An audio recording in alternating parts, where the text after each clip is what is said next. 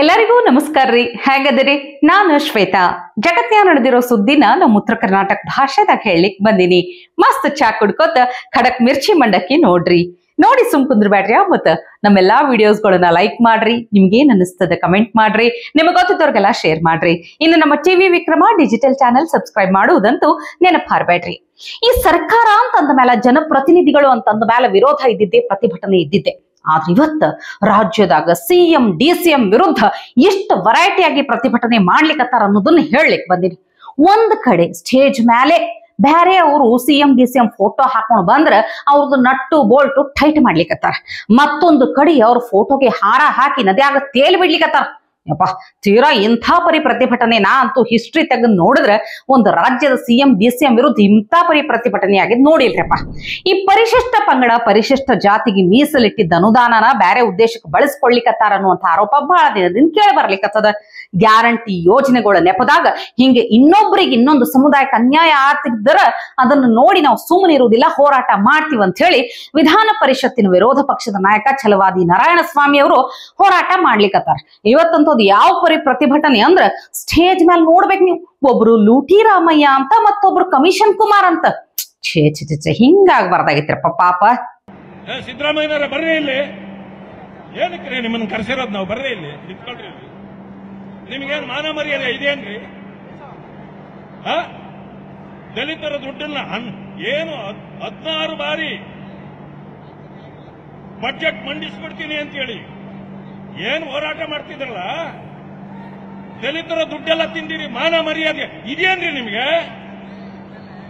ವಾಪಸ್ ಕೊಡ್ರಿ ಅವ್ರ ದುಡ್ಡು ವಾಪಸ್. ಬದಲು ಈ ಸಾರಿ ಏನಾದ್ರು ಬಜೆಟ್ ನಲ್ಲಿ ದಲಿತರ ದುಡ್ಡು ಮುಟ್ಟಿದ್ರೆ ಅಷ್ಟೇ ನಿಮ್ ಕತೆ.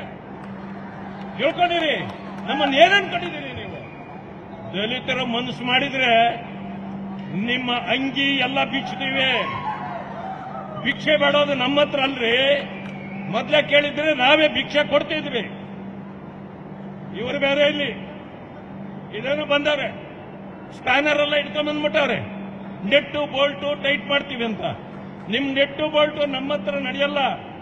ನೀವು ಸಿದ್ದರಾಮಯ್ಯನವ್ರಿಗೆ ನೆಟ್ಟು ಬೋಲ್ಟು ಟೈಟ್ ಮಾಡ್ಲಿ ಮೊದಲು. ನಮ್ಮ ಹಣ ತಿನ್ನದೇ ಇರ್ಲಿ ಅಂತ ಅವ್ರಿಗೆ ಮಾಡಿ. ಏನು ನಿಮ್ಮ ಉದ್ದಟತನ ಎಷ್ಟಾಗಿದೆ ನಮಗ್ ಗೊತ್ತಿದೆ. ನಮ್ಮ ಕಾರ್ಯಕರ್ತರೇನಾದ್ರೂ ಬಂದ್ರೆ ನಿಮ್ಮ ಸ್ಪಾನರು ನೆಟ್ಟು ಬೋಲ್ಟು ಎಲ್ಲ ಉದುರೋತದೆ, ಅವ್ರದ್ದು ಪಂಚೇನು ಉದುರೋತದೆ. ಹುಷಾರಾಗಿರ್ರಿ, ಗೊತ್ತಾಯ್ತಾ? ಈ ಸಾರಿ ನಮ್ಮ ಬಜೆಟ್ ನಲ್ಲಿ ನಮ್ಮ ಹಣ ತೆಗಿಬಾರ್ದು. ನೀವೆಲ್ಲಾದ್ರೂ ಭಿಕ್ಷೆ ಬೇಡ್ಕೊಳ್ಳಿ, ಏನಾದ್ರೂ ಮಾಡ್ಕೊಳ್ಳಿ, ನಡೀರಿ ಆ ಕಡೆ. ಸಾಕು, ನಿಮ್ಮನ್ನು ನೋಡಿದ್ದೀನಿ, ನೋಡಿರಿ. ಅಲ್ರಿ, ಅವ್ರೇನು ವಿರೋಧ ಪಕ್ಷದ ನಾಯಕರದಾರ, ಅವ್ರಿಗೆ ಅದೇ ಕೆಲಸ ಆಡಳಿತ ಪಕ್ಷದವರನ್ನ ವಿರೋಧಿಸುವುದು, ಪ್ರತಿಭಟನೆ ಮಾಡುವುದು ಅಂತಂದ್ರೆ ನೀವು. ಆದ್ರೆ ಇಲ್ಲಿ ಒಂದು ಪ್ರತಿಭಟನೆ ನೋಡ್ಬೇಕು ನೀವು. ಪಾಪ ಆಲಮಟ್ಟಿ ಭಾಗದ ರೈತರ ಪ್ರತಿಭಟನೆ ಪರಿ ನೋಡ್ಬಿಟ್ರಿ ಅಂದ್ರೆ ನೀವು ಅವ್ರಿಗೆ ಎಷ್ಟರ ಮಟ್ಟಿಗೆ ಅನ್ಯಾಯ ಆಗ್ಯದ, ಅವ್ರಿಗೆ ಎಷ್ಟು ತ್ರಾಸ ಆಗ್ಯದ, ಎಷ್ಟು ಸರ್ಕಾರದ ಮೇಲೆ ಸಿಟ್ಟು ಬಂದೈತಿ ಅನ್ನೋದು ಗೊತ್ತಾಗ್ಬಿಡ್ತದ. ಅದ್ ಯಾವ ತರದ ಪ್ರತಿಭಟನೆ ಅಂತ ಹೇಳಲಿಕ್ಕ ನನಗೆ ಒಂಥರ ತ್ರಾಸ ಅನ್ಸ್ಲಿಕ್ಕತ್ತದ. ಆದ್ರೂ ಹೇಳ್ತೀನಿ ಕೇಳ್ರಿ. ನಿಮಗೆಲ್ಲ ಗೊತ್ತದ, ಈಗಿನ ಸರ್ಕಾರಕ್ಕೆ ಅಂದ್ರ ಸಿಎಂ ಆಗಿರಬಹುದು, ಡಿಸಿಎಂ ಆಗಿರಬಹುದು, ಎಲ್ಲಾ ಮಂತ್ರಿಗಳಿಗೂ ಆಗಿರ್ಬೋದು, ಈ ಬ್ಯಾರೆ ಭಾಷೆ ಮೇಲೆ ಬಹಳ ಪ್ರೀತಿ, ಬ್ಯಾರೆ ಭಾಷಿಕರ ಮ್ಯಾಲ, ಆಜು ಬಾಜು ರಾಜ್ಯದವ್ರ ಮ್ಯಾಲ ಪ್ರೀತಿ ಕಾಳಜಿ ಅನ್ನೋದು ಬಹಳ ಉಕ್ಕಿ ಹರಿತಿರ್ತೈತಿ ಅನ್ನೋ ಆರೋಪ ಅವಾಗವಾಗ ನಮ್ಮ ಕರ್ನಾಟಕದ ಮಂದಿ ಮಾಡ್ಕೋತೇ ಅದಾರ. ಈಗ ಎಲ್ಲಿ ಆ ಆರೋಪ ಖರೆ ಅಂತ ಸಾಬೀತಾಗೋಂಗ್ ಕಾಣ್ಲಿಕ್ಕತ್ತದ. ಯಾಕಂತ ಹೇಳ್ತೀನಿ ಕೇಳ್ರಿ. ಕಾವೇರಿ ವಿವಾದ ಅಂತೂ ಬಹಳ ವರ್ಷಾನ್ಗಟ್ಲೆ ನಡೆದಿದ್ದದ, ಎಲ್ಲರಿಗೂ ಗೊತ್ತಿರುವಂಥದ್ದು. ತಮಿಳುನಾಡಿಗೆ ಅವಾಗ ಕದ್ದು ಮುಚ್ಚಿನೋ ಓಪನ್ ಆಗಿನೋ ಕರ್ನಾಟಕದಿಂದ ತಮಿಳುನಾಡಿಗೆ ಕಾವೇರಿ ನೀರು ಹರ್ಕೋತೇ ಹೋಗ್ತಿರ್ತದ. ಆದ್ರೆ ಈಗ ಆಲಮಟ್ಟಿ ಲಾಲ್ ಬಹದ್ದೂರ್ ಶಾಸ್ತ್ರಿ ಜಲಾಶಯದಿಂದ ತೆಲಂಗಾಣಕ್ಕ TMC ಗಟ್ಲೆ ನೀರು ಬಿಡ್ಲಿಕ್ಕತ್ತಾರ. ನೋಡ್ರಿ, ಅಲ್ಲಿನ ರೈತರು ಸಾಕಷ್ಟು ಹೋರಾಟ ಮಾಡಿದ್ರು, ಪ್ರತಿಭಟನೆ ಮಾಡಿದ್ರು, ಸರ್ಕಾರಕ್ಕೆ ಖುದ್ದಾಗಿ ಮನವಿ ಪತ್ರನೂ ಸಲ್ಲಿಸಿದ್ರಂತ ನೀರ್ ಬಿಡಬೇಡ್ರಿ ಅಂತ ಹೇಳಿ. ಆದ್ರ ಸರ್ಕಾರ ಏನ್ ಕಿವ್ಯಾ ಹಾಕೊಳಿಕತ್ತಿಲ್ಲ, ಇವ್ರ ತ್ರಾಸ ನೋಡ್ಲಿಕ್ಕತ್ತಿಲ್ಲ. ಮೊದಲೇ ಬ್ಯಾಸಗಿ ಬಂದೈತಿ, ಆ ಭಾಗದಾಗ ಬಿಸಿಲು ಹೆಚ್ಚ, ನೀರಿಗೆ ಬರ, ಅಲ್ಲಿನ ಮಂದಿಗೆ ನೀರು ಸಾಕಾಗುವುದಿಲ್ಲ. ಅಂಥದ್ರಾಗ ತೆಲಂಗಾಣಕ್ಕೆ ನೀರು ಸತತವಾಗಿ ಹರಿಬಿಡ್ಲಿಕ್ಕತ್ತಾರಲ್ಲ. ಹೀಗಾಗಿ ಸಿಟ್ಟಿಗೆದ್ದಂಥ ರೈತರ ಮಾತನೂ ಕೇಳ್ಬೇಕು ನೀವು.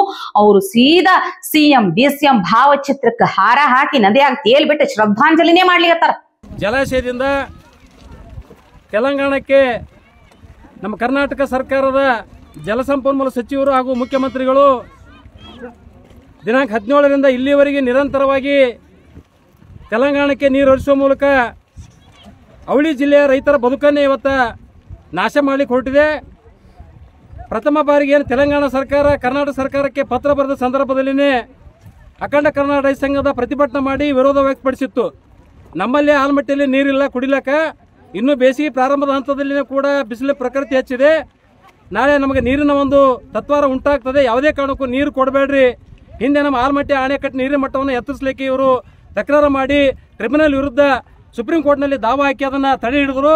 ಮತ್ತು ಅಂಥವ್ರಿಗೆ ಈಗ ಆಲ್ಮಟ್ಟಿ ಅಣೆಕಟ್ಟು ನೆನಪಾಗ್ಯದ, ಯಾವುದೇ ಕಾರಣಕ್ಕೂ ಒಂದು ಹನಿ ನೀರು ಕೊಡಬೇಡ್ರಿ ಅಂತೇಳಿ ನಾವು ರಾಜ್ಯ ಸರ್ಕಾರಕ್ಕೆ ಚಳವಳಿ ಮೂಲಕ ಪತ್ರ ಮನವಿ ಕೊಟ್ಟರು ಕೂಡ ಅದನ್ನು ಗಣನೆ ತೆಗೆದುಕೊಳ್ಳದೇ ಈಗ ನಿರಂತರವಾಗಿ ನೀರು ಹರಿಸಿದ್ರು. ಅವರು ತೆಲಂಗಾಣದವರು 5 TMC ಕೂಡ ಅಂತ ಹೇಳಿದ್ರು. ಇವರು ಮೊದಲೇನದ 27 TMCನ ಬಿಡ್ತೇವೆ ಅಂತೇಳಿ ನಮ್ಮ ಅವಳಿ ಜಿಲ್ಲೆಯ ರೈತರು ನಂಬಿಸಿ ಈಗ 17ನೇ ತಾರೀಕು ಹಿಡ್ಕೊಂಡು ಇಲ್ಲಿವರೆಗೂ ಕೂಡ 10 TMC ಕೂಡ ಹೆಚ್ಚಿನ ನೀರು ಬಿಟ್ಟಿದ್ದಾರೆ. ಈಗ ಇಲಾಖೆ ಅಧಿಕಾರಿಗಳನ್ನ ಕೇಳಿದ್ರೆ ಅವರು ನಾವಿಲ್ಲ 1.27 TMC ನೀರು ಅಷ್ಟೇ ಬಿಟ್ಟಿದ್ದೆವು, ನಾವು ಬಂದ್ ಮಾಡಿದೆವು ತಿಳ್ಕೊಂಡು ಇವತ್ತು ಸುಳ್ಳು ಹೇಳಿ ಅವಳಿ ಜಿಲ್ಲೆಯ ರೈತರು ಇವತ್ತು ಮೋಸ ಮಾಡ್ತಾ ಇದ್ದಾರೆ. ಕೂಡಲೇ ಇವತ್ತು ನಿಲ್ಲಿಸಬೇಕು. ಅದ್ರ ಜೊತೆಗೆ ಏನು ನಮ್ಮ ಅವಳಿ ಜಿಲ್ಲೆಯ ರೈತರನ್ನ ಹಾಳು ಮಾಡಿದ್ದಾರೆ. ಮೊನ್ನೆ ದಿವಸ ವಿಜಯಪುರದಲ್ಲಿ ಮಾನ್ಯ ಮುಖ್ಯಮಂತ್ರಿಗಳು ಹಾಗೂ ಜಲಸಂಪನ್ಮೂಲ ಸಚಿವರ ಒಂದು ಪ್ರತಿಕೃತಿಯನ್ನು ದಹನ ಮಾಡಿದ್ದೆವು. ಇವತ್ತು ದ್ಯೋತಕವಾಗಿ ಇವತ್ತು ಶ್ರದ್ಧಾಂಜಲಿ ಕಾರ್ಯಕ್ರಮವನ್ನು ಆಲ್ಮಟ್ಟಿಯ ಒಂದು ಲಾಲ್ ಬಹದ್ದೂರ್ ಶಾಸ್ತ್ರಿ ಹಿಂದಿನಲ್ಲಿ ಇವತ್ತು ನಾವು ಸಂಪ್ರದಾಯದಂತೆ ಅವರ ಉತ್ತರ ಕ್ರಿಯಾದಿಗಳನ್ನು ಮಾಡಿ ಅವರಿಗೆ ಶ್ರದ್ಧಾಂಜಲಿ ಕಾರ್ಯಕ್ರಮ ಅರ್ಪಿಸುವ ಮೂಲಕ ಅವರ ಆತ್ಮಕ್ಕೆ ಒಂದು ಶಾಂತಿಯನ್ನು ಇವತ್ತು ನಾವು ಕೋರಿದ್ದೇವೆ.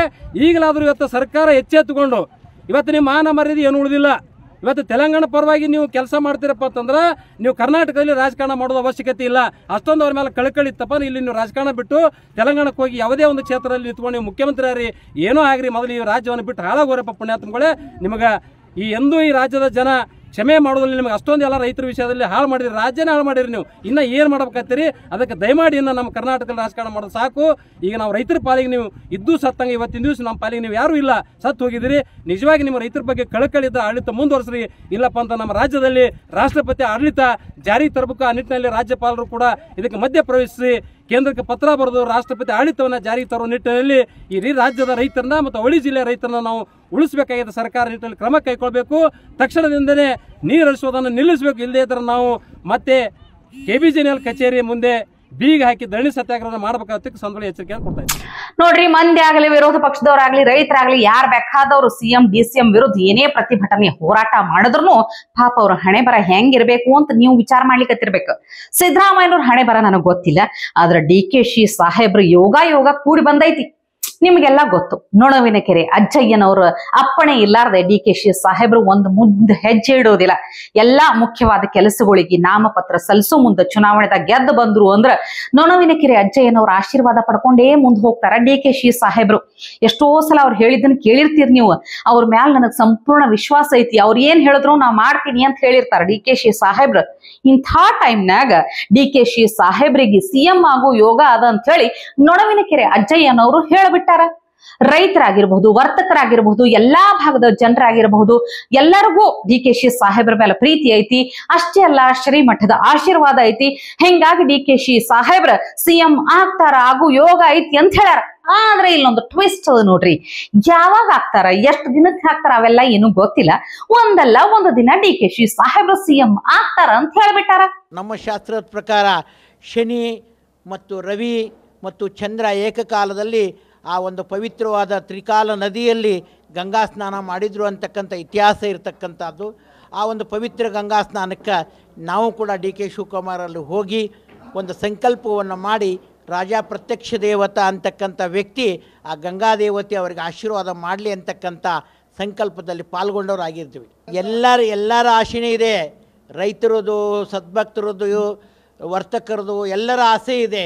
ಆ ವ್ಯಕ್ತಿ ಒಬ್ಬ ಯೋಗ್ಯವಾದಂಥ ವ್ಯಕ್ತಿ ಇದ್ದಾನೆ, ಅವರು ಮುಖ್ಯಮಂತ್ರಿಗಳಾಗಬೇಕು ಅಂತ ತಮ್ಮೆಲ್ಲರ ಸಂಕಲ್ಪ ಇದೆ. ನಮ್ಮ ಶ್ರೀಮಠದ ಆಶೀರ್ವಾದ ಇದೆ, ಒಂದು ದಿನ ಅವರು ಆಗ್ತಾರೆ ಅಂತಕ್ಕಂಥ ಮಾತನ್ನು ಕೂಡ ನಾವು ಹರಿಸ್ತಾ ಇದ್ದೀವಿ. ದಿನಗಳಲ್ಲಿ ಹೇಳೋಕ್ಕಾಗಂಗಿಲ್ಲ. ದಿನಗಳನ್ನು ಚರ್ಚೆ ಮಾಡಿದಾಗ ನೀವು ನೋಡ್ತಾ ಇದ್ದೀರಲ್ಲ, ದಿನನಿತ್ಯದಲ್ಲಿ ನಡೀತಕ್ಕಂಥ ಚರ್ಚೆ, ವಿವಾದಗಳು ಹೇಗೆ ನಡೀತಾ ಇದೆ. ಎಲ್ಲರೂ ಹೇಳ್ತಾ ಇದ್ದಾರೆ, ಎಲ್ಲರ ಸಂಕಲ್ಪ ಇದೆ, ನಮ್ಮ ಶ್ರೀಮಠದ ಆಶೀರ್ವಾದನೇ ಇದೆ. ನಾವೀಗ ಅಬ್ಬೆ ತುಮಕರ ವಿಶ್ವಾರಾಧ್ಯ ಶಿವಾಚಾರ್ಯ ಗದ್ದಿಗೂ ಬಂದಿದ್ದೀನಿ. ಆ ಭಗವಂತನ ಆಶೀರ್ವಾದ ಸಿಗಲಿ. ಶ್ರೀಶೈಲ ಜಗದ್ಗುರು ಬಂದಿದ್ದಾರೆ, ಆ ಪರಮಾತ್ಮನ ಆಶೀರ್ವಾದ ಅವರು ಸಿಗಲಿ. ಆದಷ್ಟು ಬೇಗ ನಿಮ್ಮ ಸಂಕಲ್ಪದ ಮೇರೆಗೆ ಆ ವ್ಯಕ್ತಿ ರಾಜ ಪ್ರತ್ಯಕ್ಷ ದೇವನಾಗಿ ಬಡವರ, ರೈತರ ಮತ್ತು ಎಲ್ಲರ ಒಂದು ಪ್ರೀತಿ ವಿಶ್ವಾಸವನ್ನು ಗಳಿಸ್ಕೊಂಡು ಉತ್ತಮವಾಗಿರ್ತಕ್ಕಂಥ ವ್ಯಕ್ತಿಯಾಗಿ ಬಾಳಲಿ ಅಂತ ಆಶೀರ್ವಾದ ಮಾಡ್ತೀನಿ. ಇವತ್ತಿಗೆ ಸುದ್ದಿ ಸಾಕಲ್ಲ, ನಾಳೆ ಇಂಥವೇ ಮತ್ತೊಂದಷ್ಟು ಸುದ್ದಿ ತರ್ತೀನಿ. ಚಾ ಇಟ್ಕೊಂಡು ಮಿರ್ಚಿ ಮಂಡಕ್ಕಿ ನೋಡ್ಲಿಕ್ಕೆ ಕಾಯ್ಕೊಂಡಿರಿ. ಟಿವಿ ವಿಕ್ರಮ, ದೇಶ ನಿಮ್ಮ ಕೈಯಲ್ಲಿ. ಈ ಕಾರ್ಯಕ್ರಮ ನಿಮಗೆ ಇಷ್ಟ ಆಗಿದ್ದಲ್ಲಿ ಲೈಕ್, ಶೇರ್ ಹಾಗೂ ಕಮೆಂಟ್ ಮಾಡಿ.